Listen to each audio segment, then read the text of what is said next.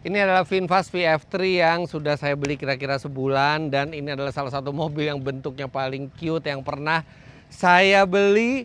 Dan setelah sebulan dipakai, tentu saja mobil ini punya banyak hal yang menyenangkan. Tapi mobil ini juga tidak luput dari sejumlah hal yang kurang menyenangkan, dan di video kali ini saya akan buka semuanya ke Anda. Apa saja 10 hal yang saya suka dari mobil ini dan 10 hal yang saya tidak suka. Mobil ini mengawali kiprahnya di tanah air lewat IMS 2025 di awal tahun. Pada saat pertama kali saya ketemu mobil ini adalah mobil yang saya paling tidak suka dari boot VinFast. Bukan tidak suka dengan konsep mobilnya, tapi karena ada beberapa perintilan kecil-kecil yang mestinya ada tapi tidak ada di mobil ini, yang lebih seperti suka dengan mobil ini, tapi aduh sayang sekali kenapa nggak ada beberapa hal itu. Nah tapi anyway, istri saya suka, dia juga butuh buat mobil sehari-hari, makanya dibelilah VinFast VF3 warna Urban Mint ini. Dan sampai sekarang itu sudah jalan mungkin kira-kira 600-700 km. Memang bukan saya yang sering bawa adalah istri saya, tapi saya juga bawa sesekali dan mulai bisa merasakan apa saja yang saya suka dan tidak. Tapi sebelum kita masuk ke yang saya suka dan tidak, ada satu hal yang saya pikir itu bakal menjadi hal yang tidak saya suka, tapi ternyata setelah berjalannya waktu it's okay. Itu adalah chargingnya yang hanya DC. Jadi kan mobil ini tidak bisa di-charge secara AC, hanya bisa secara DC. Nah itu tadinya saya pikir itu bakal masalah karena charger di rumah saya AC semua, tapi ternyata kita dapat wall charger yang sekaligus juga portable charger, dan itu saya instalasi di rumah walaupun cuma 3000 watt ya kekuatannya, tapi dengan baterai yang kecil ternyata tetap bisa nge-charge sekitar 5 jam 6 jam sampai penuh, jadi normal karena baterainya juga nggak terlalu besar. Dan ketika kita ke SPKLU biasanya rata-rata mereka punya DC juga, dan sekarang saya juga sudah punya DC di rumah, jadi nggak terlalu masalah. Tapi saya akan buka hal-hal lainnya. Oke, mobil ini memang harganya murah sekali ya, 189 juta rupiah karena masih dapat diskon promo di awal-awal. Normalnya tuh kalau nggak salah di 220-an juta rupiah, tapi 189 juta rupiah dengan buyback guarantee 70% dalam 3 tahun. Menurut saya good deal banget. Tapi tetap saja hal pertama yang saya kurang suka dari mobil ini adalah velgnya. Velgnya tuh bener-bener kaleng. Bener-bener velg biasa, velg murah gitu ya, bukan velg yang stylish. Oke lah ada dopnya VinFast, tapi fakta bahwa itu bukan velg aluminium dan itu velg yang murah, agak sedikit mengurangi penampilan mobil. Tapi untuk hal yang itu saya sudah pecahkan solusinya dan saya sudah pasang HSR wheel. Lihat ini keren sekali, modelnya pas gitu, dan ini masih pakai ban standarnya supaya rolling resistance-nya dan range-nya tetap sama, performanya tetap sama. Tapi sebelum saya memilih HSR BSI ini, ada sejumlah velg lain yang menjadi alternatif. Nah ini saya ajak Anda ke salah satu outlet HSR di Jakarta Barat untuk melihat proses pemilihan.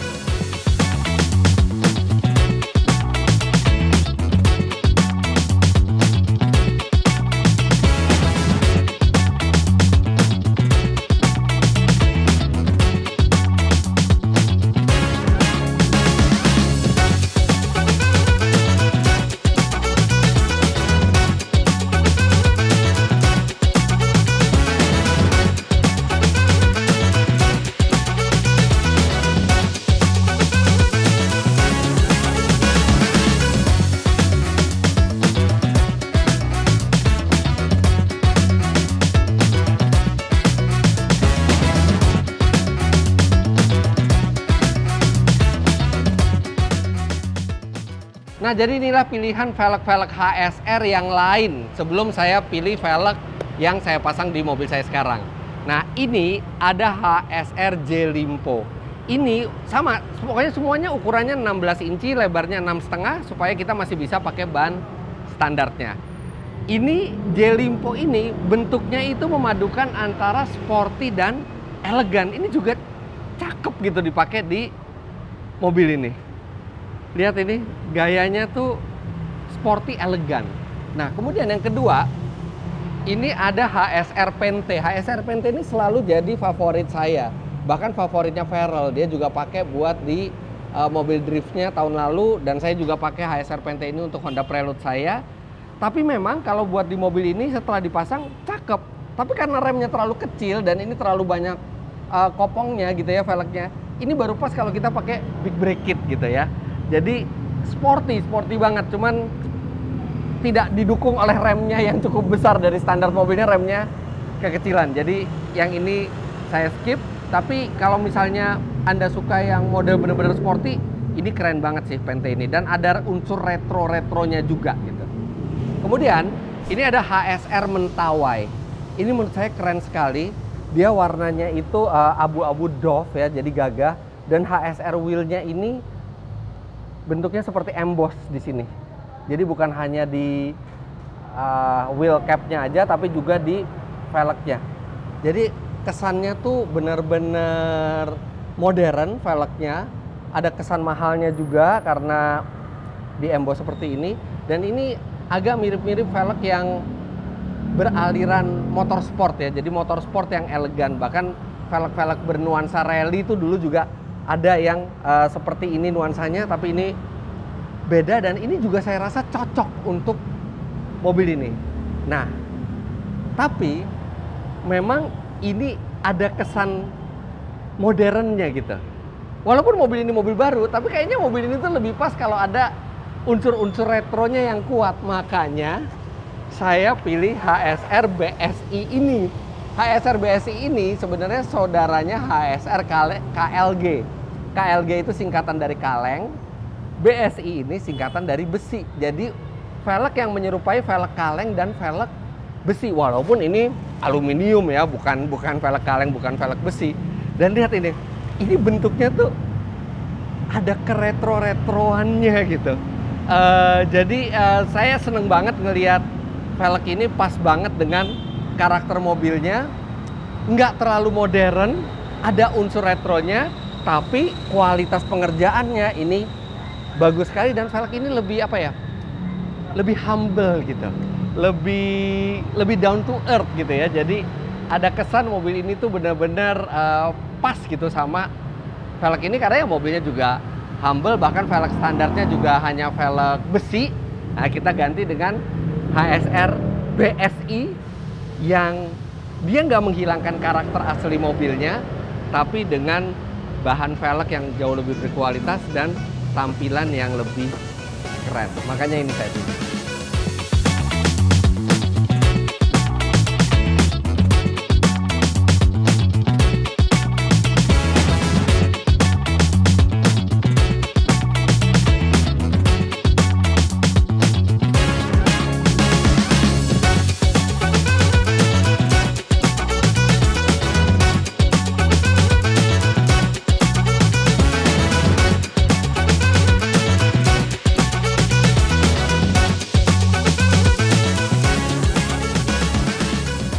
Pilihan velg untuk VinFast VF3 ini sangat beragam.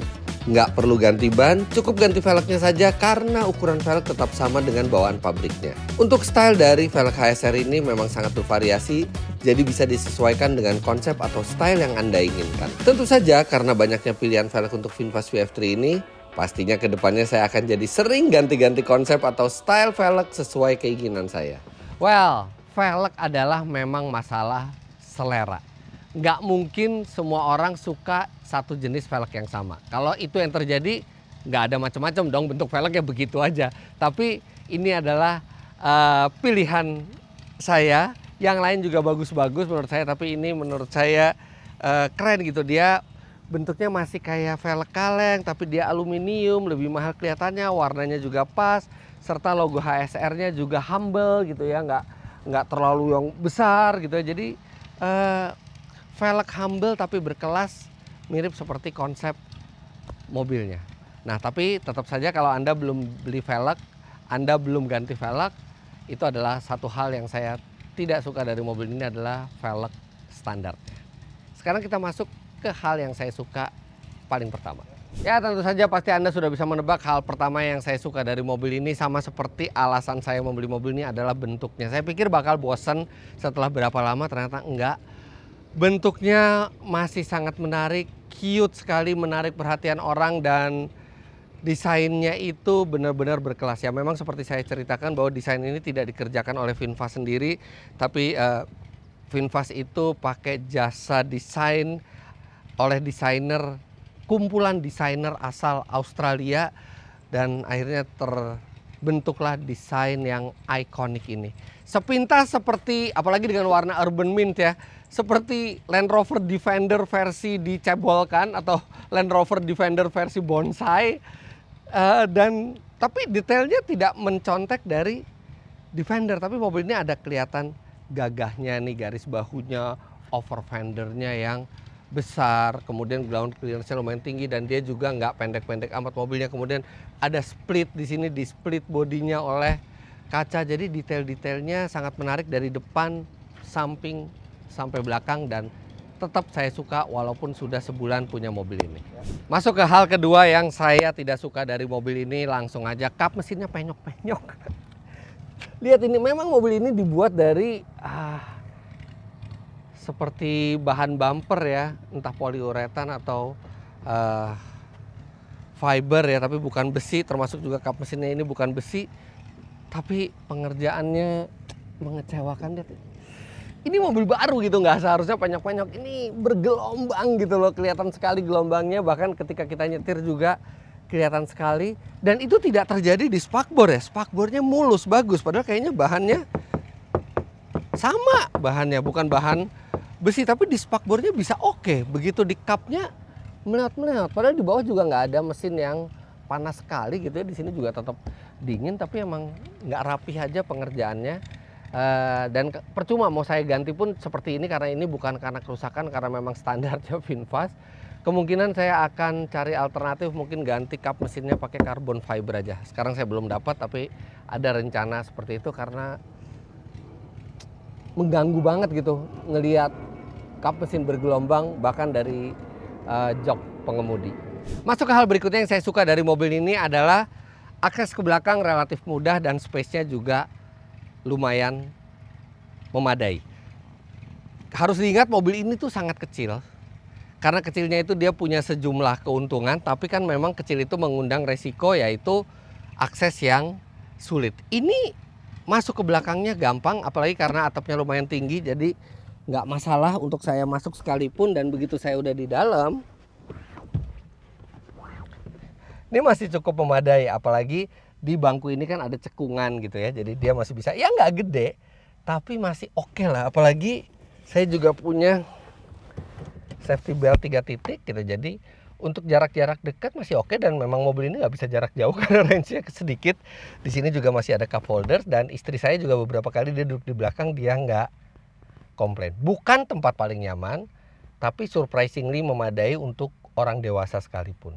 Hal berikutnya yang saya tidak suka, lampunya sudah ketinggalan zaman. Bukan desainnya, desainnya oke ya. Desainnya tuh keren, modern, dan sesuai dengan desain bodinya, dengan dibelah oleh logo VinFast ini.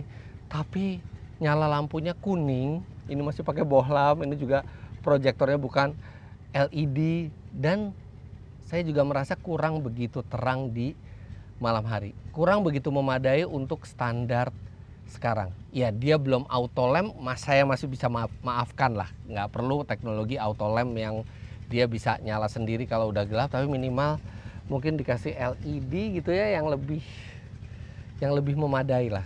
Mungkin buat saya ini jadi mobilnya udah keren, tapi sorot lampunya kuning, jadi terasa kurang modern. Sekarang kita masuk ke hal yang saya suka lagi dari mobil ini adalah AC-nya bisa diubah arahnya. Kita harus ingat bahwa mobil ini itu sangat reasonable harganya, di bawah 200 juta rupiah. Entry level sekali lah mobil ini. Tapi lihat, AC-nya dia punya pengaturan secara elektrik untuk arah AC, bisa ke kaki, ini bisa 100% ke kaki. Ada defogger depannya juga, maksudnya untuk menghilangkan kabut dari kaca depan, karena dia juga ada ventilasi di depan. Dan biasanya di mobil yang sangat entry level ini tuh tidak ada. Dan ini secara elektrik pula, bukan mekanikal. Jadi kalau misalnya kita ngerasa hembusan AC-nya tuh terlalu besar gitu ya, by the way ini AC-nya juga dinginnya sangat memadai, kita bisa arahkan. Kalau kaki kita kurang dingin, kita bisa arahkan ke kaki. Kalau kaca kita ngembun, kita bisa arahkan ke depan. Jadi AC-nya lumayan canggih untuk ukuran entry level. Masuk ke hal yang saya kurang suka berikutnya. Sebenarnya ini mixed feeling ya. Di satu sisi saya suka dengan over fender dan bumper yang warnanya hitam doff, membuat gagah. Tapi memang kalau terjadi sesuatu, kalau lecet, kalau bocel, itu susah sekali diperbaikinya. Karena kalau dicat pun akan belang. Kalau nggak dicat pun ya akan terlihat bekasnya. Jadi kalau ada apa-apa itu sulit perbaikannya. Nah ini udah kejadian. Nih seperti ini. Ini bumpernya baret-baret dan ini saya mesti apakan? Saya dempul saya cat nggak mungkin sama warnanya karena yang lain tidak dicat.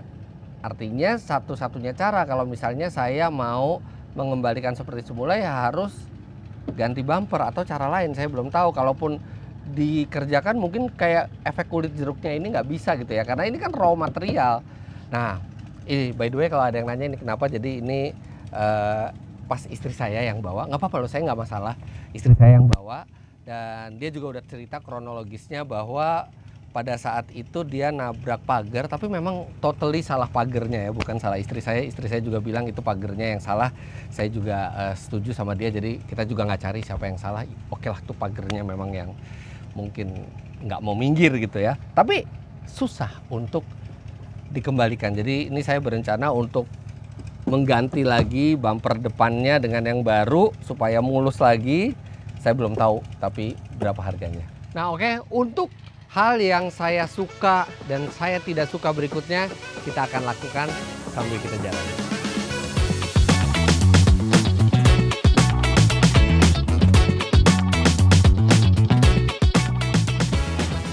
Oke, sekarang kita udah jalan, jadi sambil saya ngomong Anda juga bisa menikmati siluet dan bentuk mobil ini dari luar dengan velg baru HSR BSI ini.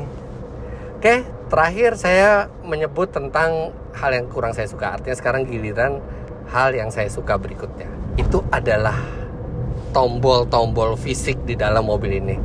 Sekarang itu banyak sekali pabrikan mobil terjebak mengurangi semua tombol masuk ke dalam layar yang mungkin itu mengikuti Tesla, terlihat lebih futuristis mobilnya, tapi sangat-sangat merepotkan. Dan senang sekali ini VinFast masih meletakkan sejumlah tombol yang penting untuk kita akses. Jadi tombol AC, tombol volume itu masih fisik ya, jadi nggak perlu susah-susah ke layar, dan itu sangat memudahkan karena AC ini akan sering kita utak-atik. Hal yang saya kurang suka berikutnya sebenarnya ini agak membingungkan ya. Ini karakter asli mobilnya atau ada kerusakan? Tapi masalahnya kalau kerusakan ini masih terlalu baru mobilnya dan mobil ini tidak mengalami benturan apa-apa, tapi sejak awal sudah ada bunyi seperti ini. Nah ini untuk mendemonstrasikan saya harus balik sebentar ke distrik otomotif, ke tempat garasi saya. Nah kenapa saya harus kembali ke garasi? Karena ini melibatkan mundurnya mobil ini. Jadi hal yang saya nggak suka berikutnya adalah ketika mundur, kadang-kadang dia tuh suka bunyi klak klak klak klak klak klak, klak dari gardan belakangnya. Coba ya, kita coba. Kita mundur.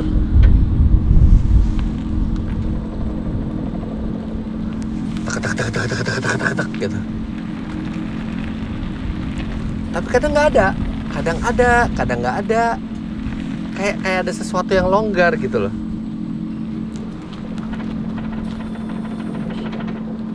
Tuh, ketak ketak ketak ketak ketak.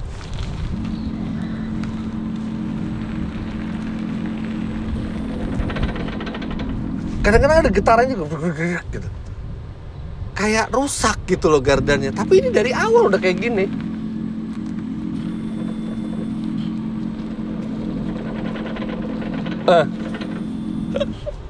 Dan itu terjadi kalau mundur dan sambil direm sedikit, jadi kayak kita mau parkir gitu.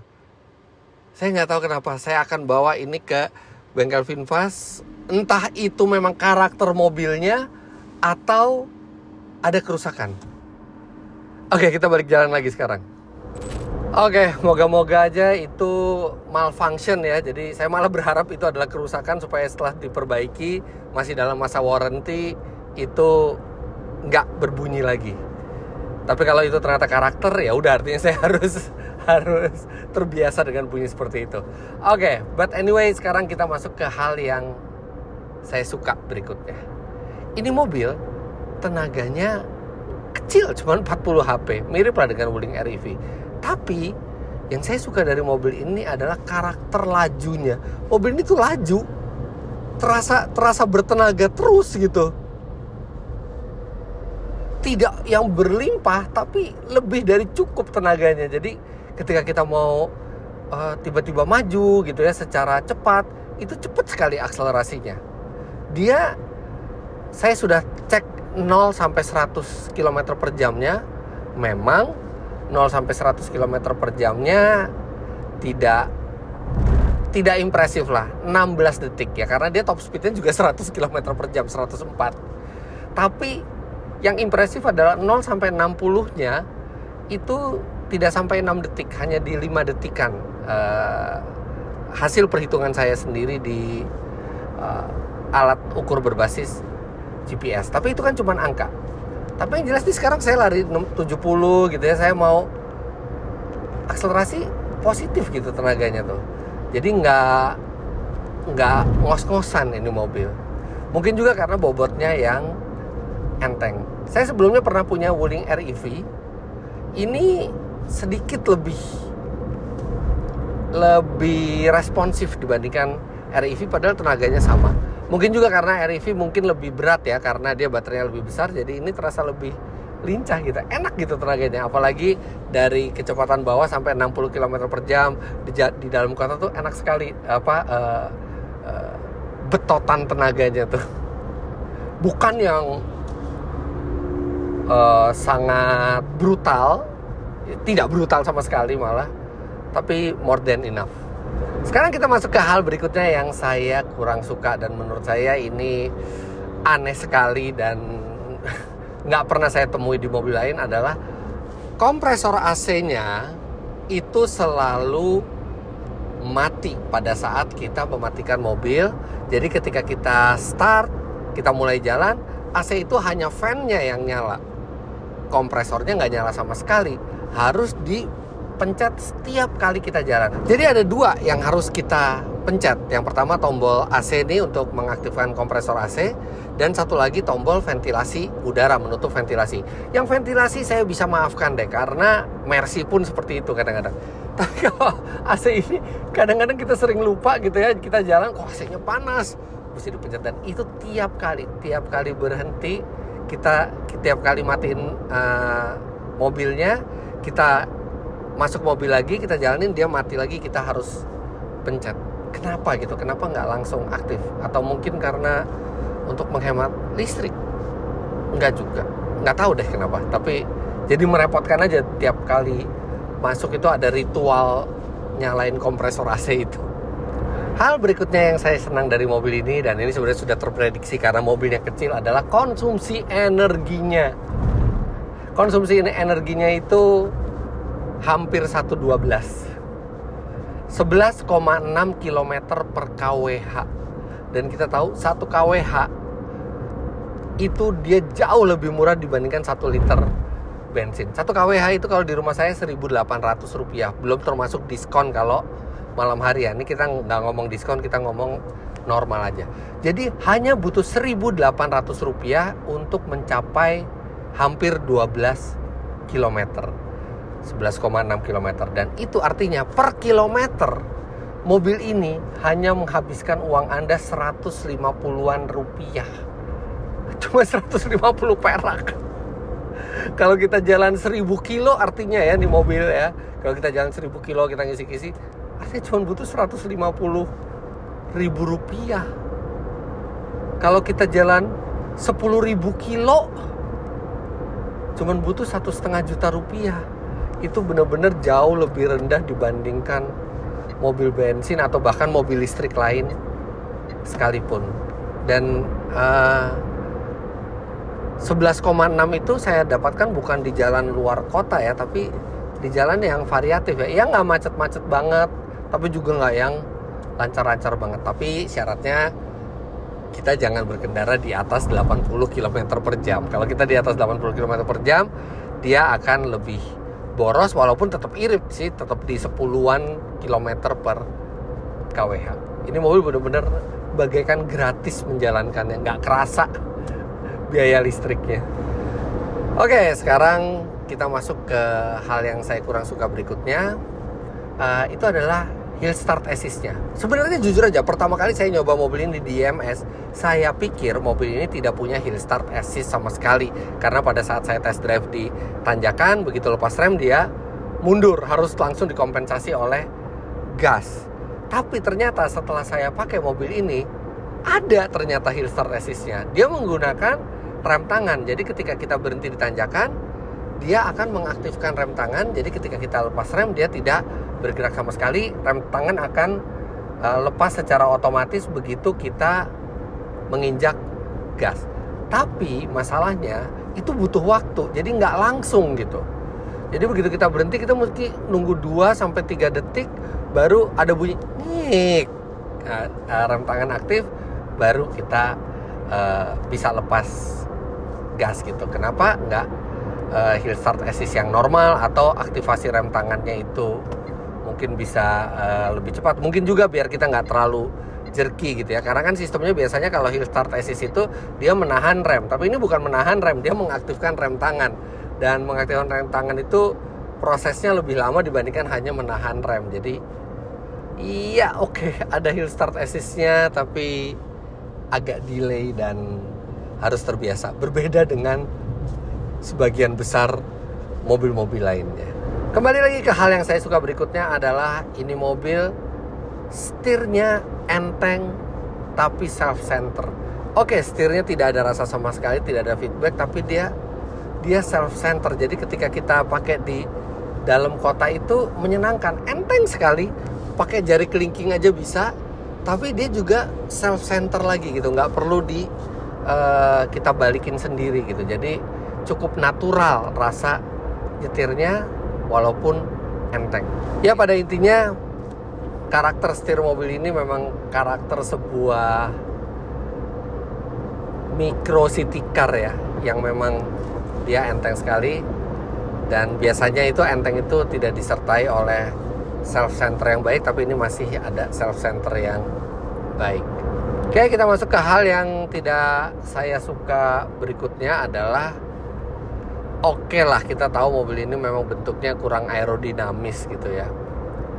Tapi kadang-kadang yang agak mengganggu saya itu adalah suara angin di atas 80 km per jam.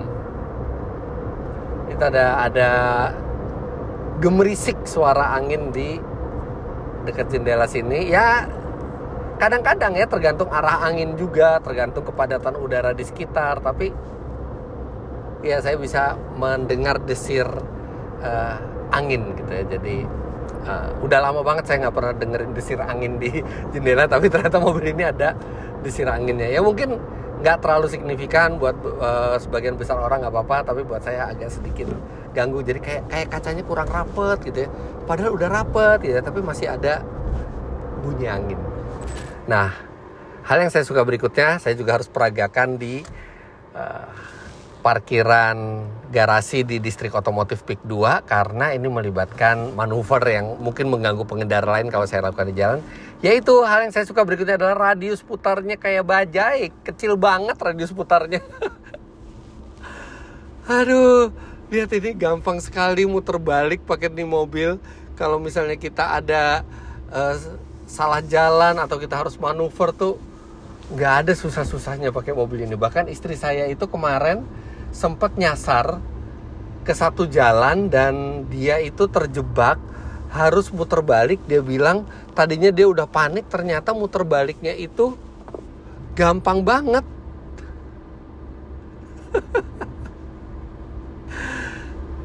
Nggak banyak mobil lain yang punya radius putar sekecil ini. Ya mungkin Wuling REV salah satunya. Tapi ini bikin mobil ini bermanuvernya sangat-sangat mudah. Oke, kita balik ke jalan lagi. Masuk ke hal yang kurang saya suka berikutnya. Dan ini sebenarnya sudah terprediksi gitu ya, tapi tetap aja gemes gitu. Adalah range-nya yang cuma 200 km kecil, hanya 210 km kalau nggak salah di klaimnya. Itu terlalu kecil menurut saya. Itu ya karena baterainya cuma 18 kWh dengan konsumsi energi di 11-an km per kWh memang 200-an km. Karena saya pernah punya Wuling REV yang bodinya juga mirip sama ini dan sekarang juga harganya sudah tereduksi jauh. Itu dia bisa 300 km. Andaikan mobil ini dijual di 200-an lah, tapi bisa 300 km itu akan much better. Karena Wuling REV saja itu dengan bodi yang mirip dengan ini bisa memuat baterai 26 kWh. Sedangkan di sini cuma 18 kWh. Kalau mobil ini bisa 26 kWh, maka dia dengan mudah bisa mencapai 300 km yang mana itu akan jauh lebih fleksibel dan menyenangkan. Oke, saya harus jujur sekarang memang untuk dalam kota itu tidak terlalu masalah, tapi tetap aja jadi lumayan sering gitu ngecharge. Kalau kita jalan 70 kilo sehari gitu ya, minimal 2 hari sekali kita udah harus ngecharge. Tapi kalau 300 km tuh bisa lebih lama lagi kita baru perlu ngecharge. Sebenarnya 200 km tuh cukup, cuman sayang aja gitu. Mobil rival lainnya yang sekecil ini bisa 300, tapi ini belum bisa. Pas-pasan lah 200 km. Kalau Anda tiap hari dalam kota nggak masalah. Cuman kalau ngeliat Wuling REV, kok itu bisa ya 300. Masuk ke hal yang saya suka berikutnya adalah hal yang tidak saya sangka sebelumnya. Itu adalah kestabilan. Bagaimana saya expect mobil ini stabil, mengingat mobil ini seperti bonsai dan tinggi. Tapi begitu saya belokkan, ini stabil loh. Limbungnya itu minimal. Ya mungkin karena karena suspensinya juga tidak terlalu empuk, tapi justru itu bagus. Istri saya bahkan bilang ketika dia bawa di tol itu dia ngerasa percaya diri karena mobilnya tuh anteng, mobilnya tuh nggak melayang, dan ketika bermanuver juga oke. Ya tetap saya nggak menyarankan Anda untuk manuver tajam di kecepatan tinggi ya. Gimana juga mobil ini ground clearance-nya tinggi. Kalau kesandung apa-apa ya bukan mustahil, bisa kebalik juga, mobil apapun bisa kebalik kalau kita manuvernya kasar. Tapi untuk mobil setinggi ini saya cukup surprise dengan kestabilan dan kemantapannya. Pede gitu belok-belok pakai ini mobil. Sekarang kita masuk ke hal yang saya tidak suka yang paling akhir. Itu adalah klaksonnya. Kurang berwibawa gitu. Ya memang sih ini bukan mobil yang berwibawa, tapi klakson berapa sih harganya gitu kan.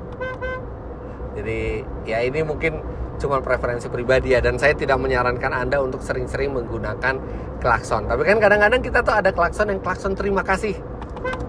Ya, klakson persahabatan ya, bukan klakson cari musuh gitu kan. Nah kan kayak gitu. Kalau bunyinya lebih berwibawa kan keren gitu ya. Tapi jangan gunakan klakson untuk marahin orang lain. Gunakan klakson ketika kita dalam keadaan bahaya, kita harus memberitahu orang posisi kita di mana gitu ya. Tapi saya penyuka suara klakson yang merdu, bukan yang asal ada. Dan sekarang kita masuk ke last but not least, hal yang saya suka yang paling akhir. Tapi last but not least ya, bukan berarti ini yang paling rendah derajatnya dibandingin yang lain. Yaitu adalah ukuran bannya yang besar. Jadi ukuran ban yang besar ini membawa sejumlah keuntungan. Yang pertama, secara tampilan dia jadi proporsional. Spakbor itu kelihatan penuh. Oke, coba saya bandingkan dengan Wuling REV. REV itu contoh yang kekecilan bannya, 12 inci. Mungkin Wuling REV itu kalau 14 atau 14 inci lah, mungkin itu jadi lebih sesuai. Tapi mobil ini ban standarnya itu sudah 16 inci dan dia juga tebal ya. 175 kalau nggak salah, apa 175 R16, dan ini masih bisa dinaikin lagi mungkin ke 205 70 15 kali ya.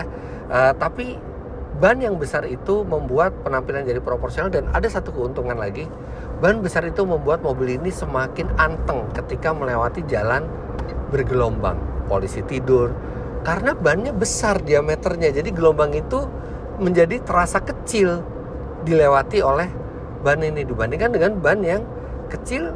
Guncangan sedikit aja itu akan terasa signifikan di ban. Jadi saya suka dengan mobil ini dengan menggunakan ban yang besar. Oke, kita balik ke garasi di Distrik Otomotif PIK 2. Ya, jadi itulah 10 hal yang saya suka dan kurang suka dari mobil ini. Semuanya benar-benar opini saya pribadi yang saya rasakan, tidak ada yang ditutupi, tidak ada yang dikurangi, tidak ada yang ditambahi, tidak ada endorsement, tidak ada intervensi sama sekali dari VinFast. Ini murni mobil yang dibeli untuk istri saya dan itu yang kami rasakan. Dan mungkin saja bisa berbeda dengan Anda yang punya VinFast juga. Kalau Anda memang punya VinFast VF3 dan merasakan pengalaman yang berbeda, baik yang disuka atau tidak disuka, silahkan komentar di bawah. Tapi moga-moga video ini bisa membantu Anda yang masih bingung memutuskan antara membeli VF3 atau tidak. Mungkin video ini Anda bisa lebih terbantu sebelum membuat keputusan. Tapi overall nggak nyesel sama sekali beli mobil ini. Benar-benar kepake sama istri, istri juga suka dan praktis, hemat, simple, cute, keren sekali. Dan nggak tahu sampai berapa lama mobil ini masih dipakai, tapi mobil ini pasti akan lumayan sering berjalan untuk keperluan keluarga, terutama istri dan anak saya. Jadi jangan lupa Anda klik like bila menyukai video ini, komentar di bawah, dan subscribe ke channel Fitra Eri jika Anda belum. Follow Instagram saya @fitra.eri. Terima kasih banyak Anda sudah menyaksikan. Sampai jumpa di video selanjutnya. Bye-bye.